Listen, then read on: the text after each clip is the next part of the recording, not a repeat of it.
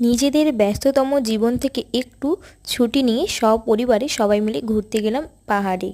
এই গরমে পাহাড়ের ঠান্ডা হাওয়া আর মিষ্টি শীতল আবহাওয়া উপভোগ করার জন্য পাহাড়িয়া এক্সপ্রেস নিয়ে আমরা চলে গিয়েছিলাম এনজেপিতে।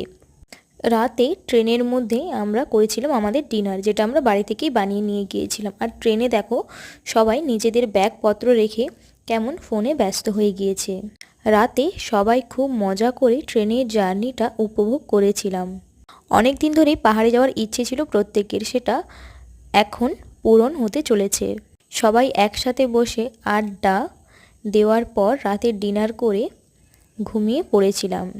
ট্রেনের মধ্যে আমাদের ঘুমটা কিন্তু দারুণ হয়েছিল।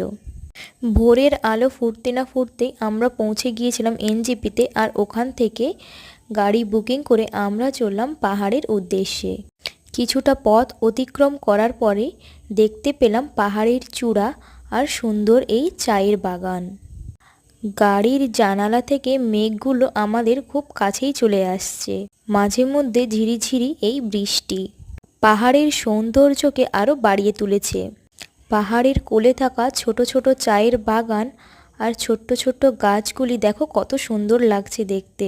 এখন ভাবছি আরও আগে যদি পাহাড়ে আসতাম অনেক ভালোই হতো।